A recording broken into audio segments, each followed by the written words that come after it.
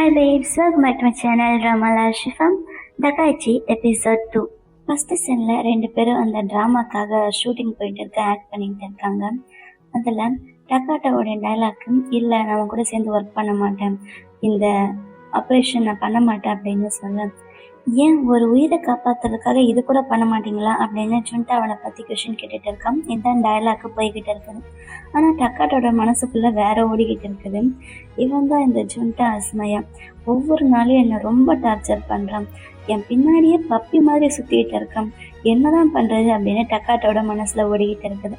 Shoot முடிஞ்சதுமே டக்காட்டோ பிரேக்கில் நின்றுட்டு இருக்கான் போல. அவனை பார்த்துட்டு ஜுண்டா ரொம்ப ஹாப்பியாக ஓடி வரான். டக்காட்டோ சார் அப்படின்னு அவனோட 2 விங்ஸுமே அழகாக பறக்க ஆரம்பிச்சிடுது அவன் பக்கத்தில் வர வர. எதுக்குடா இந்த அளவுக்கு என் பக்கத்தில் வர அப்படின்னு டக்காட்டோ கேட்கும். என்னால் முடிஞ்சால் இன்னும் பக்கத்தில் வருவேன்னு ஜுண்டா சொல்கிறான். பின்னாடி தள்ளி போட அப்படின்னு அவன் முகத்தில் கையை வச்சு தள்ளி விட, அவங்க 2 பேர் இப்படி க்ளோஸாக பிஹேவ் பண்ணுறதா அங்கே இருக்கிற 2 பேர் பார்த்துட்டு, எவ்வளோ க்யூட்டாக இருக்காங்க 2 பேரும், இந்த ஜுண்டா ரொம்ப சார்மிங் அப்படின்னு அவனை பற்றி பெருமையாக பேசிகிட்டு இருக்காங்க. அன்னைக்கு ஷூட் முடிஞ்சு டக்காட்டோ அங்கேருந்து எஸ்கேப் ஆக ட்ரை பண்ணுறான். அதாவது ஜுண்டா பார்க்கறதுக்கு முன்னாடி அங்கேருந்து போயிடலாம் அப்படின்னு எஸ்கேப் ஆக ட்ரை பண்ணுறான்.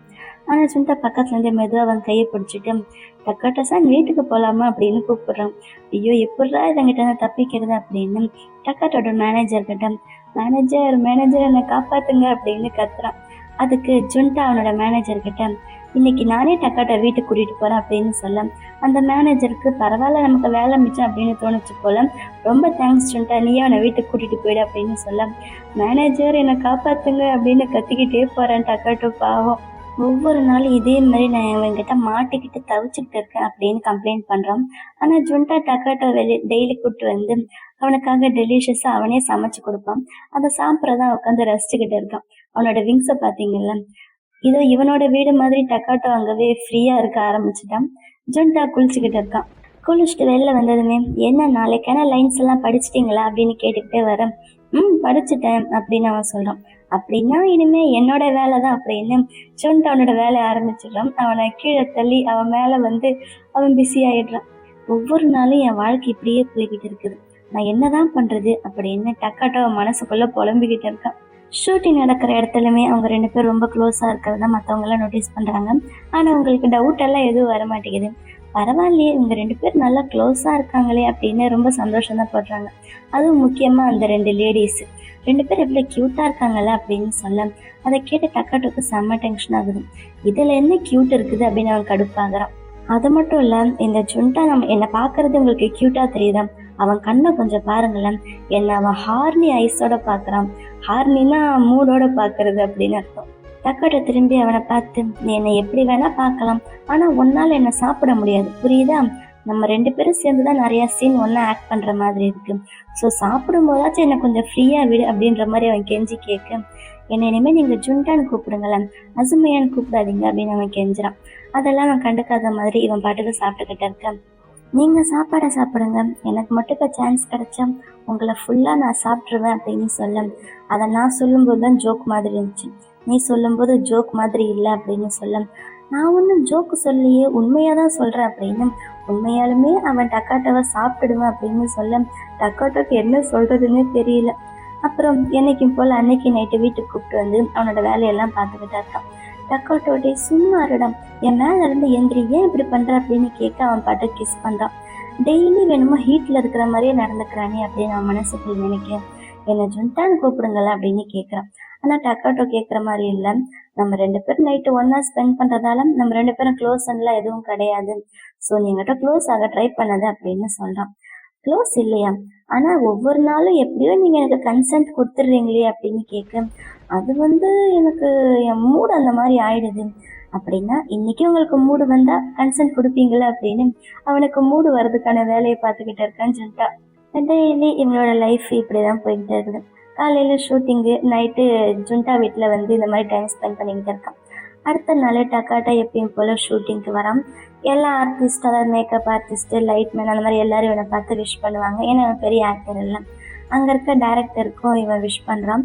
அப்போ டேரக்டர் பக்கத்தில் தான் ஜுண்டா நின்றுக்கிட்டு இருக்கான். ஜுண்டா இவனை திரும்பி பார்த்து எப்பயும் போல சாதாரண ஜுண்டாவாக இருந்தால் இவங்கிட்ட நல்லா பேசுவான், உடனே அவன் பக்கத்தில் ஓடி வந்துடுவான்ல. ஆனால் இந்த ஜுண்டா அவனை பார்க்கும்போதே ஒரு மாதிரி பார்த்துட்டு குட் மார்னிங் டக்காட்டோ அப்படின்ட்டு எதுவும் சொல்லாமல் போயிடுறான். டக்காட்டோ மனசுக்குள்ள என்ன நினச்சிட்டு வருவான்னா, இவன் டெய்லி என்னை ரொம்ப டார்ச்சர் பண்ணுறான், இன்னைக்கு இவனுக்கு ஒரு நல்ல பாடம் கற்றுக் கொடுக்க போகிறேன் அப்படின்னு நினச்சிக்கிட்டு தான் வருவான். ஆனால் என்னாச்சுன்னு தெரியல, இன்னைக்கு ஜுண்டா அண்ணன் ஒரு மாதிரி எப்பயும் இவனை விடவே மாட்டான். ஆனால் இன்னைக்கு நம்மக்கிட்ட பேசக்கூட இல்லை, வெறும் குட் மார்னிங் சொல்லிட்டு போயிட்டானே அப்படின்னு டக்காட்டோக்கு ஒரே ஆச்சரியமா இருக்கு. அப்புறம் அடுத்த சீன் ஷூட்டிங் நடந்துக்கிட்டு இருக்குது. ஜுண்டாவுடைய சீன் தான் போயிட்டு இருக்கு போல. அதை ஒரு ஓரமாக நின்று டக்காட்டோவும் நோட்டீஸ் பண்ணிக்கிட்டு இருக்கான்.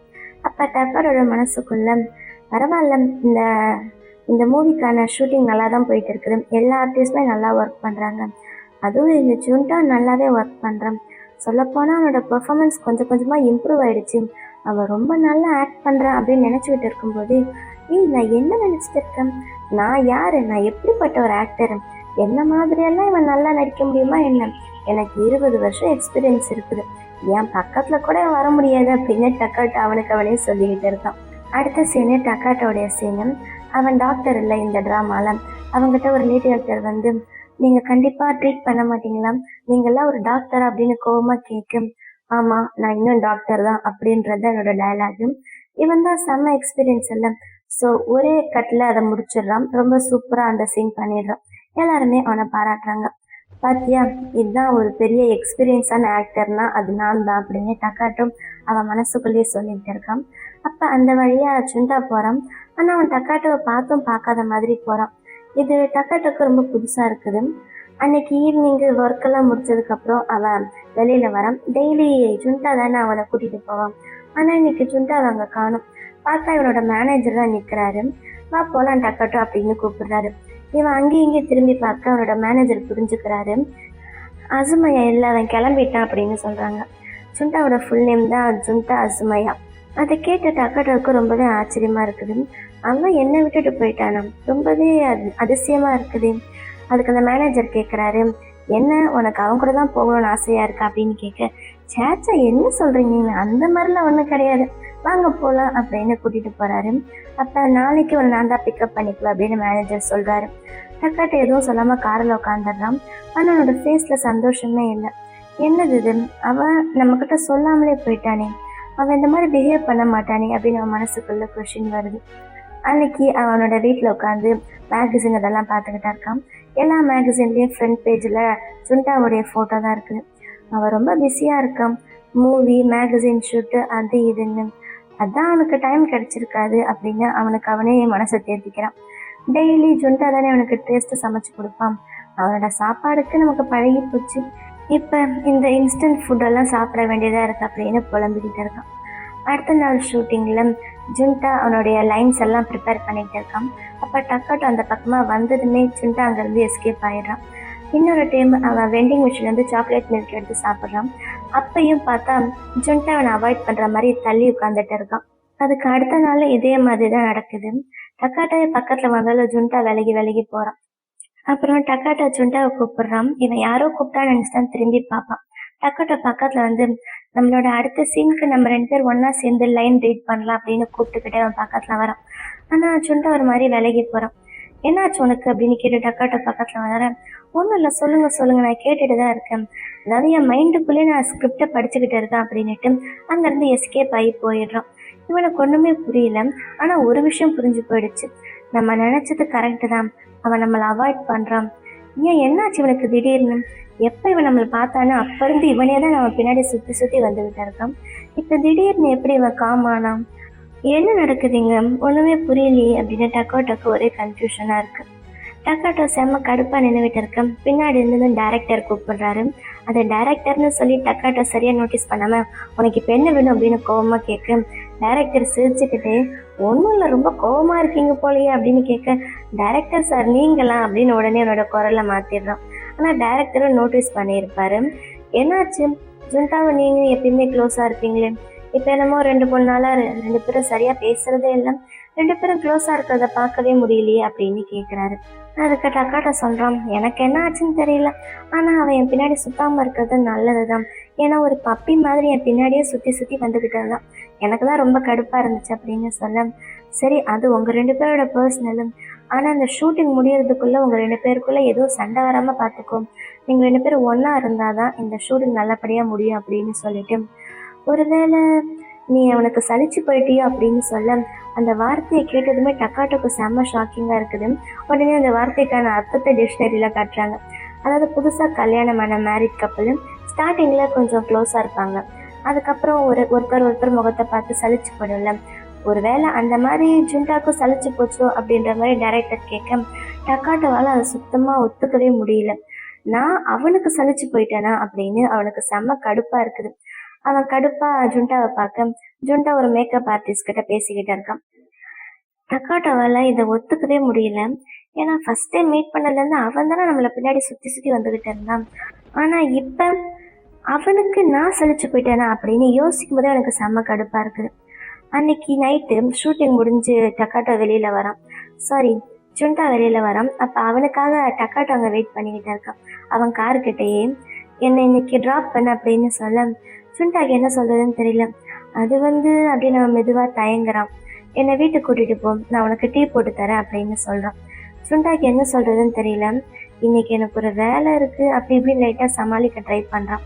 ஆனால் டக்காட்டோ அதை கேட்குற மாதிரி இல்லை. வா என்னை கூப்பிட்டு போ, ட்ராப் பண்ணு அப்படின்னு அவனை அங்கேருந்து வெளியில் கூப்பிட்டு வந்துடுறான். வேறு வழி இல்லாமல் ஜுண்டாவை அவனை காரில் கூட்டிகிட்டு போயிட்டு இருக்கான். அப்போ ஜுண்டா இவங்கிட்ட பேசவே மாட்டான், அவன் பாட்டுக்கு கார் ஓட்டிக்கிட்டு இருக்கான். அப்போ அந்த கார் ரேடியோவில் ஹாரோஸ்கோப் போயிட்டு இருக்குது. அதான் ஜோசியம் எல்லாம் சொல்லுவாங்கள்ல. ஸோ லவ் பண்ணுறவங்கள பற்றி எதோ பேசிக்கிட்டு இருக்காங்க. அதில் அவங்க காதலில் ஹனியை, அதாவது தேன் கொண்டு வாங்க, இனிப்பு கொண்டு வாங்க அப்படின்னு ஹனியை பற்றி என்னமோ சொல்லிக்கிட்டு இருக்காங்க. அப்போ டக்காட்ட கேட்குறான், என்ன ஆச்சு நீ என்கிட்ட சரியாக பேச மாட்டேன் அப்படின்னு. இல்லை நான் ட்ரைவ் பண்ணிக்கிட்டு இருக்கேன் அப்படின்னு சொல்கிறான். ஆனால் வண்டி டிராஃபிக்கில் தான் நின்றுக்கிட்டு இருக்குது, இப்போ உனக்கு என்ன அப்படின்னு கேட்க அது அப்படின்னு ஜுண்டா தயங்குறான். அப்போ டக்காட்டுக்கு புரிஞ்சு போயிடுச்சு.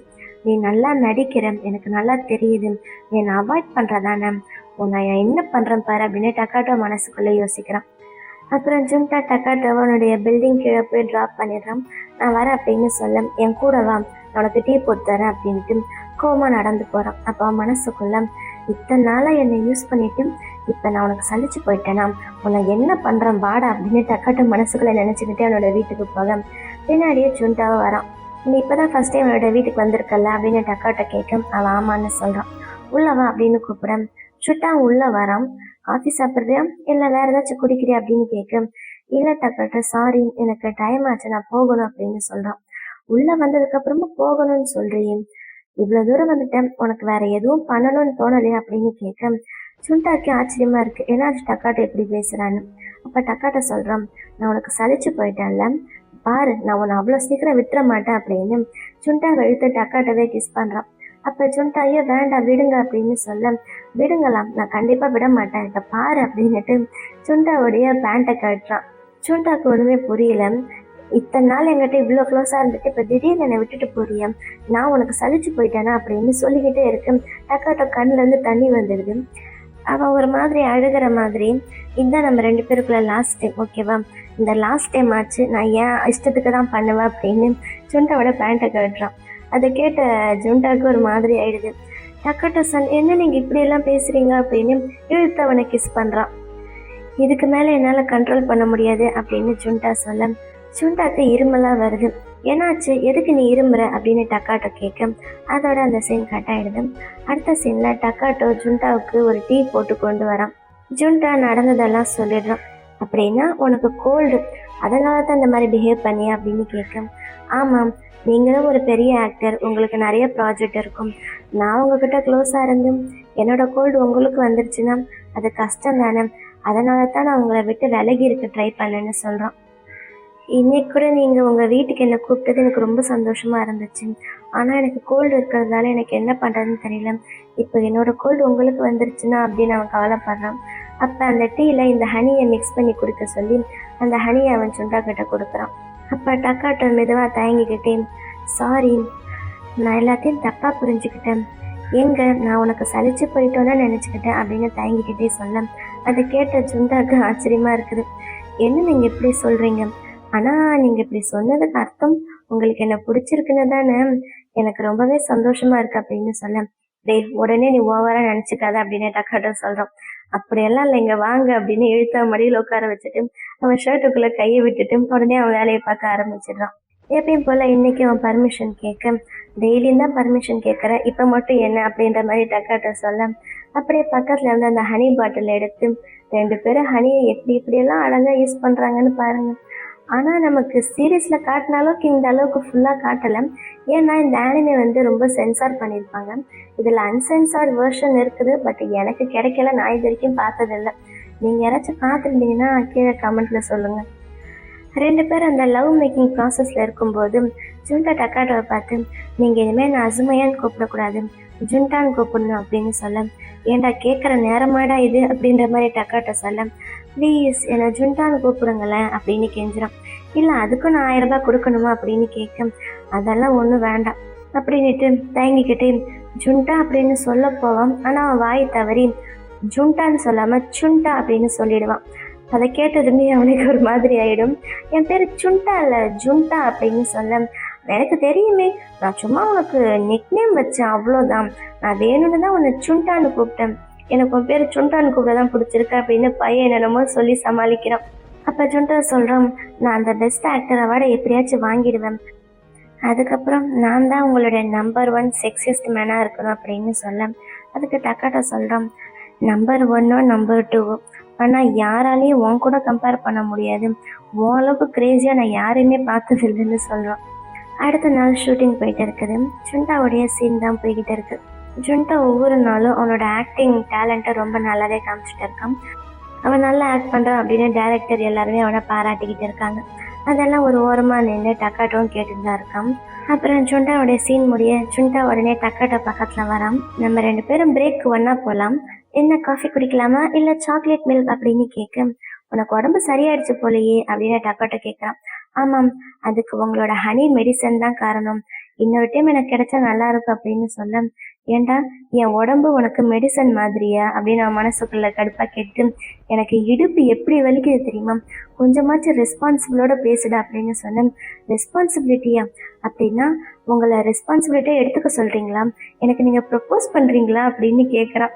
உடனே நீ பாட்டுக்கு மனசில் என்னென்னமோ நினச்சிட்டு இருக்காது அப்படின்னு அவன் கடுப்பாக சொல்ல, சரி விடுங்க, ஆனால் நான் எப்பயும் போல தான் பிஹேவ் பண்ணுறேன், இன்னைக்கு நானே உங்களை வீட்டுக்கு கூட்டிகிட்டு போகிறேன், இல்லை ஒருவேளை நம்ம 2 பேரும் ஒரே வீட்டில் ஒன்றா இருக்கலாமா அப்படின்னு கேட்க, டேய் ஓவராக நீ பாட்டுக்கு என்னமோ பேசிக்கிட்டு இருக்காது, நான் என்ன சொன்னேன், நீ ஃபஸ்ட்டு அந்த பெஸ்ட் ஆக்டர் அவார்டு வாங்கு, அதுக்கப்புறம் என்ன நடக்குதுன்னு பார்த்துக்கலாம் அப்படின்னு சொல்ல, அப்படின்னா அந்த அவார்டு நான் வின் பண்ணிட்டேன், நம்ம 2 பேரும் ஒன்றா இருக்கலாம் அப்படியே தானே அப்படின்னு கேட்க, நீ ஃபஸ்ட்டு வின் பண்ணடா அதுக்கப்புறம் பார்க்கலாம் அப்படின்னு டக்காட்டோ போங்க.